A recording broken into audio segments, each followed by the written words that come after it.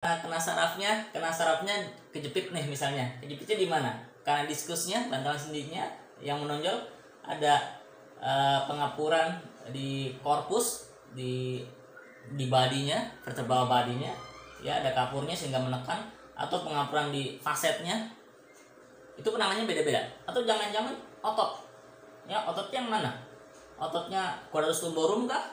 Atau pemendekan otot yang di depan kah? Atau dia menjepit saraf di sini misalnya di piriformis, kasusnya beda. Dengan satu kasus low back pain, sakit pinggang aja kasusnya beda. Nah, makanya nggak mudah untuk membuat video terusnya acak-acak. Saya sendiri agak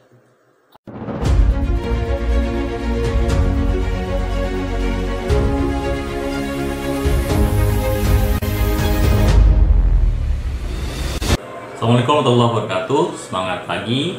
Ketemu lagi dengan saya Ivan. Mudah-mudahan kita semua dalam kondisi sehat ya.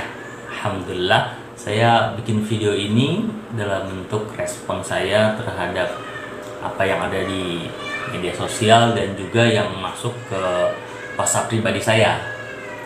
Sebelumnya tolong dukung channel ini dengan cara like, subscribe, dan juga bunyikan loncengnya agar teman-teman tahu jika saya memposting video. Baik, sudah lihat kan thumbnail di video kali ini, yaitu gak usah lihat aja YouTube untuk latihan, gak usah fisioterapi.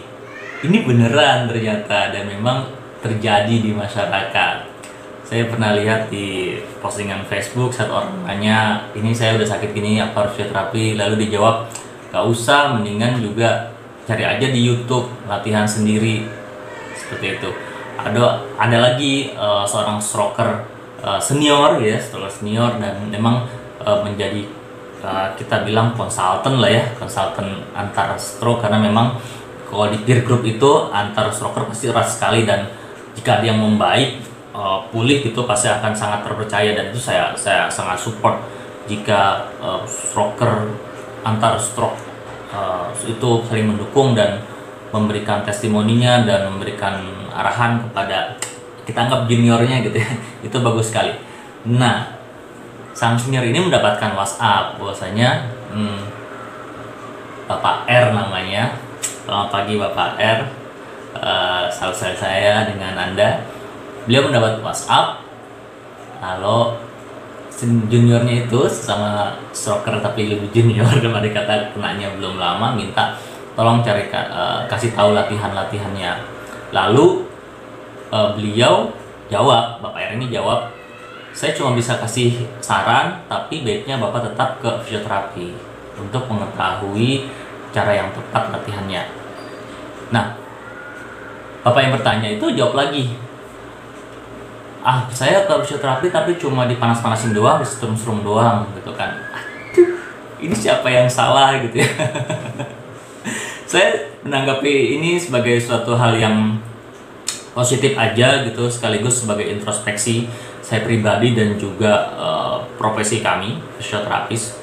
Jadi pertama, memang benar banyak tempat-tempat yang intervensinya saya tidak ideal ya, tidak ideal. Makanya kalau Bapak Ibu lihat video saya sebelumnya tentang bagaimana memilih fisioterapi dan sebagainya, saya lebih menyarankan datang aja ke praktek fisioterapi aja deh, sehingga fisioterapisnya bisa memberikan pelayanan lebih ideal ya.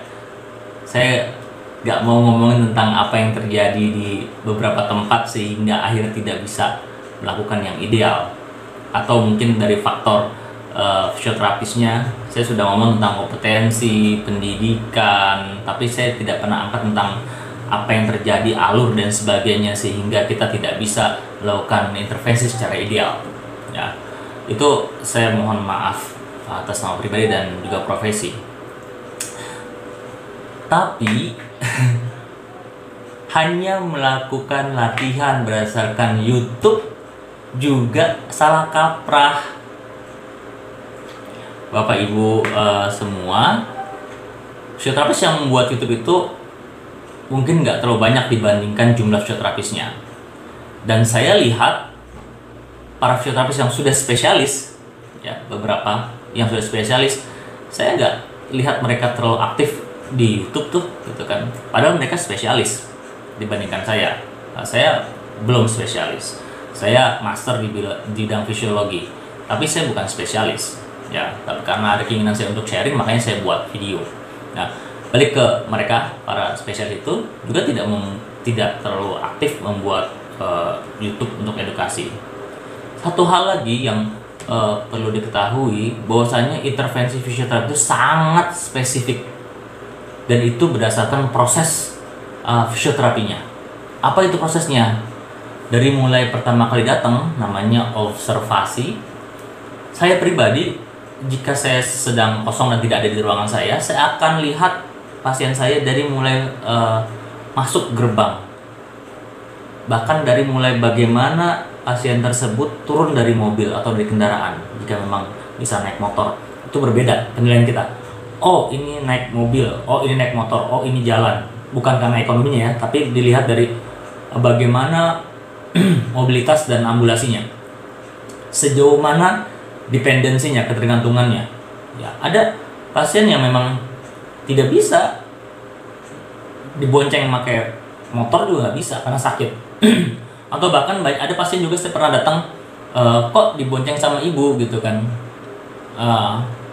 Iya Pak, saya nggak bisa bawa motor, tanda kutip, bukan nggak bisa bawanya, tapi karena pusing dan sebagainya. Itu kan kita bisa ukur, oh ternyata sampai segitunya. Iya Pak, mata saya sepertinya gelap, ini kasusnya sakit leher. Dari mulai observasi aja kita akan lihat, oh ini kenapa ya. Lalu mulai turun dan berjalan. Ya, berjalan itu tools, alat banget untuk memeriksa seseorang. Bagaimana pola jalannya?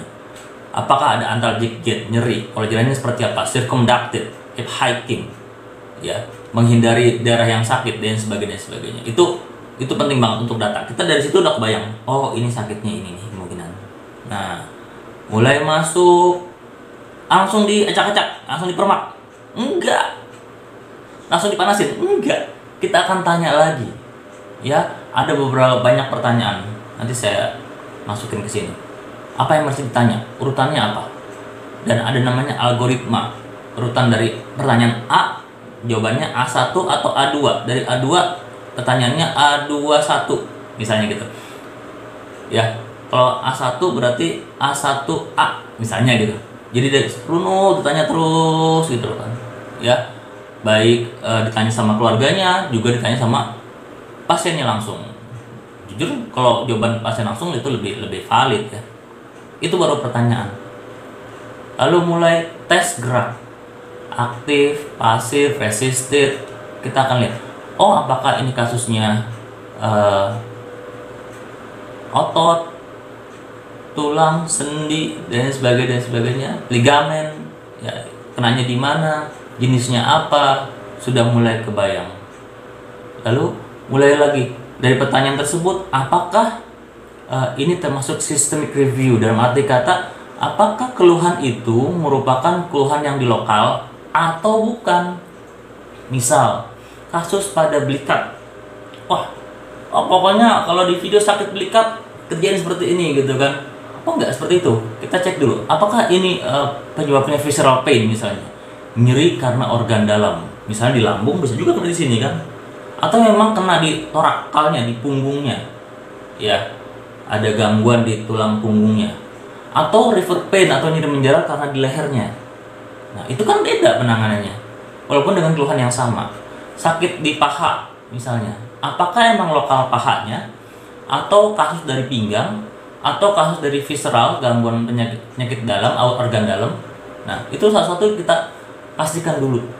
Nah jika memang itu masuk ke area kita cek bahwasanya oh ini ada konsistensi antara keluhan dengan pemeriksaan, baru kita lanjut. Tapi kalau misalnya oh ini nggak konsisten, ini sepertinya gangguan penyakit dalam atau nauzubillah keganasan, misalnya ada kanker dan sebagainya, kita bilang ini red flag, ya, bendera merah. Hati-hati, ini bukan area kami, kita harus rujuk. Seperti itu ya. Setelah itu mulai lagi kita pemeriksaan khusus, tes lakukan tes lain sebagainya, baru kita bisa agak hipotesis atau kecurigaan, oh ini sakitnya ini. Terus ronsen MRI adanya di mana ya. Nah gini, kalau misalnya kasusnya clear, misalnya stroke gitu kan, oke, langsung kita lihat scanningnya gitu kan, oh iya stroke-nya di mana, lalu pemeriksaan. Kasusnya patah tulang, langsung kita begini. Tapi kalau kasusnya misalnya nyeri gitu, unspesifik gitu kan, nggak spesifik, nyeri di leher, saya dan juga memang seharusnya tidak tiba-tiba langsung lihat MRI, karena itu langsung mempengaruhi analisa kita. Karena apa? Gambaran di MRI tidak selalu merupakan gambaran penyebab dari keluhan.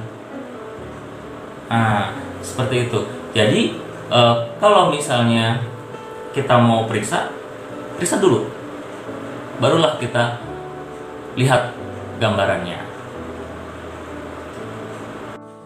Video ini dibuat sebagai sarana informasi dan edukasi untuk masyarakat umum. Jika ada saran dan pertanyaan, silahkan komen di bawah atau langsung ke nomor WhatsApp di bawah ini. Juga untuk fisioterapis atau nakes lainnya yang punya saran, kritik, dan sebagainya, silahkan komen. Ayo, tetap bermanfaat untuk bekal di akhirat. Nah, sesudah proses itu, sudah pemeriksaan, observasi, terus kita lihat apakah penyebabnya dari mana gitu kan. Jika memang bukan area fisioterapi, itu harus di stop gitu kan. Oke, ini bukan area kita, dan berarti kata ini bukan bidang kita gitu kan, mungkin penyakit dalam dan sebagainya, kita rujuk. Jika itu sudah semua kita periksa dan kita dapat hipotesis, namanya kecurigaan, oh ini jangan-jangan kasusnya A, B ya, atau A gitu lah, barulah kita mulai melakukan intervensi yang spesifik, penanganan yang spesifik. Nah, makanya nggak mudah bikin latihan sakit pinggang. Gerakannya ini. Sakit pinggang aja banyak nih. Ini gambarnya nih sakit pinggang. Bisa karena ototnya, bisa karena kena sarafnya kejepit nih misalnya. Kejepitnya di mana? Karena diskusnya, bantalan sendinya yang menonjol, ada pengapuran di korpus, di badinya, vertebral badinya, ya ada kapurnya sehingga menekan, atau pengapuran di fasetnya. Itu penanganannya beda-beda. Atau jangan-jangan otot, ya ototnya yang mana? Ototnya quadratus lumborum kah? Atau pemendekan otot yang di depan kah? Atau dia menjepit saraf di sini misalnya di piriformis? Kasusnya beda. Dengan satu kasus low back pain, sakit pinggang aja kasusnya beda. Nah, makanya nggak mudah untuk membuat video terusnya acak-acak. Saya sendiri agak khawatir tidak pas gitu loh, karena sekarang zamannya semua orang lihat YouTube, latihannya lihat YouTube. Nah, takutnya nggak pas. Balik ke yang tadi, pas intervensi kita cek, habis intervensi evaluasi lagi, bagaimana, apakah perbaikan, perburukan. Karena prinsip intervensi fisioterapi itu ada 3, yaitu painless, tidak nyeri hebat ya, masih ada nyeri hebat, instant result, harus ada hasilnya. Karena pengobatan kita pengobatan fisik, bukan obat diminum terus di rumah terusnya membaik, tapi saat intervensi harus ada perubahan, walaupun sedikit harus ada perubahan, and long lasting, harus pada penyebab sehingga berefek panjang, bukan cuma ngurang-ngurangin nyeri dan sebagainya ya. Kalau itu ada, kita lanjutkan intervensinya. Kalau tidak ada, maka kita mikir lagi, ini dari mana penyebabnya. Nah, barulah kita bisa putuskan. Kalau sudah membaik pun kita evaluasi. Besok kita ketemu lagi berapa banyak perbaikannya, dan kita harus dari saat itu kita bikin namanya prognosis. Kedepannya kita bilang, oke, ini Bapak butuh sekian kali, 1 kali, bahkan 2 kali atau sekian kali untuk menentukan prognosisnya. Ya, itu prosesnya.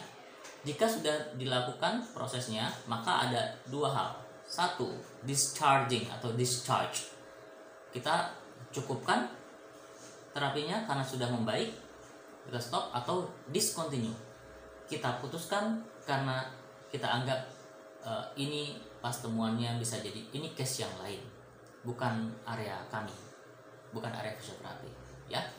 Di discharge dan discontinue seperti itu. Nah, adapun saya pribadi membuat video memang dalam bentuk edukasi, tapi lagi-lagi tidak terlepas peran fisioterapi untuk menangani langsung, ya, karena salah satunya adalah intervensi manual terapi misalnya. Manual terapi itu hand on, beneran hand on. Fisioterapisnya harus hand on, dan hand on manual terapi itu adalah kemampuan yang advance dari seorang fisioterapis, ya. Nanti by definisi saya tampilkan, ya. Bagaimana bisa dilakukan kalau tidak ketemu? Beda fisioterapis pun beda kompetensinya, ya. Apalagi kalau hanya bapak ibu melakukan latihan sendiri di rumah, seperti itu. Tetap harus melakukan terapi di rumah, terapi latihan di rumah, tapi tetap melakukan evaluasi dan di-handle oleh fisioterapis. Oke, semangat, kita kerjasama ya, stroker, caregiver, keluarga, dan pendukung semua, untuk semangat kita intervensi bareng-bareng biar hasilnya lebih optimal dan speed recovery, segera pulih. Ya, terima kasih. Semoga ada manfaat yang bisa diambil dan ada sedikit pencerahan. Semangat pagi. Assalamualaikum warahmatullahi wabarakatuh.